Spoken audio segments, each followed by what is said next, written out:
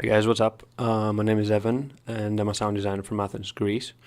And today I'm going to be talking about how to record and edit automation in Ableton Live 9.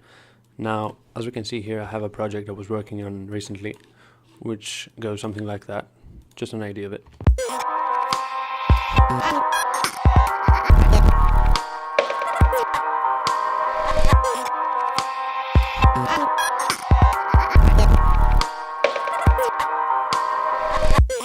Now that's just a part of it.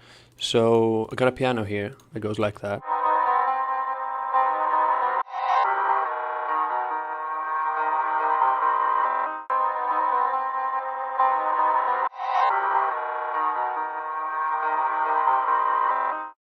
And that's what we're going to be working on. Now, generally, if you want to record audio into a track, the first thing you got to do in Live is set the record enable in the specific track you're going to be recording in, and then hit record.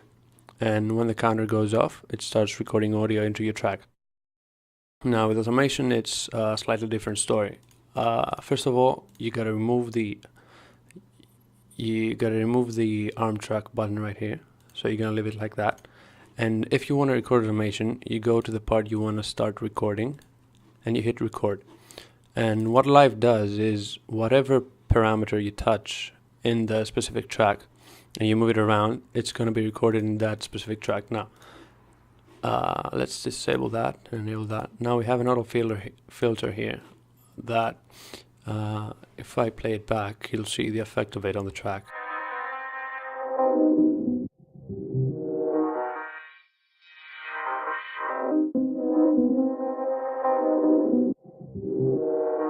So basically what that does is it removes some of the frequencies outside of this curve and leaves the frequencies inside of it audible. So if I want to record all the movements I do with the mouse, I gotta go to the beginning right here where the cursor is and just hit record, and it goes. So if I touch this parameter, you can see a bar that moves around.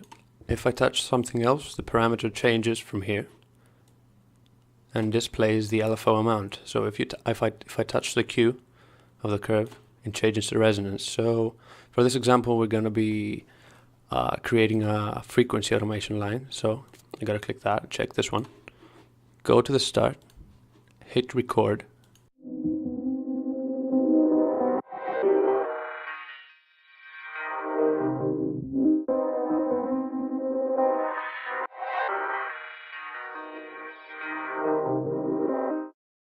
Stop that, and we can see that the curve that we created is pasted into the track.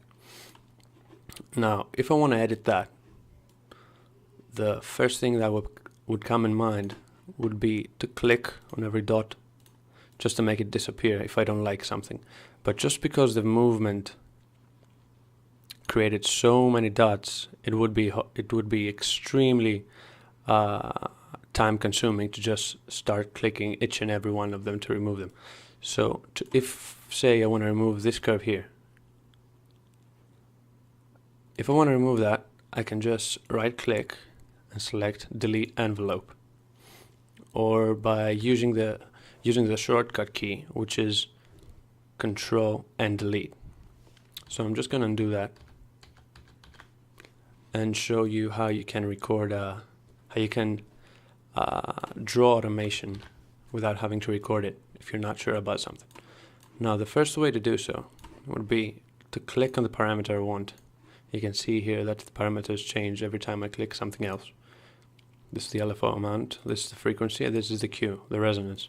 So if I click the frequency, which is set right around here, around 600 Hertz, and for that part, I want to start slowly removing the bass frequencies.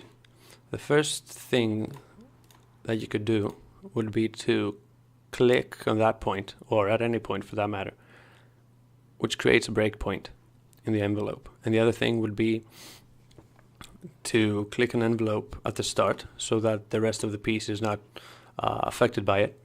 And then you can click another one, drag this all the way up, and as we can see, this changed. Drag this all the way up, bring this to the point we want, right here and play it back. Now, what I find is an easier way to do so is to just highlight the region we want, hold down Shift, and then transpose this bar up or down. So if we want to achieve the same effect, we'll drag this all the way up and just click just this one dot, which creates the curve we want, and the effect's the same.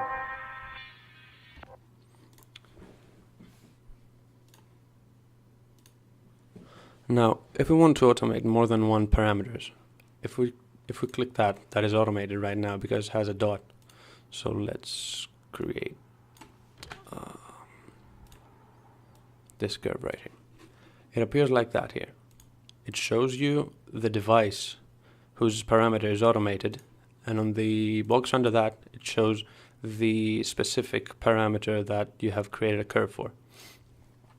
So if you want to automate another parameter, the most efficient way would be to click this button right here, this plus button, which creates another region for that parameter. So now if we want to automate the Q and say select a region, hold down Shift and transpose the bar and do it like that,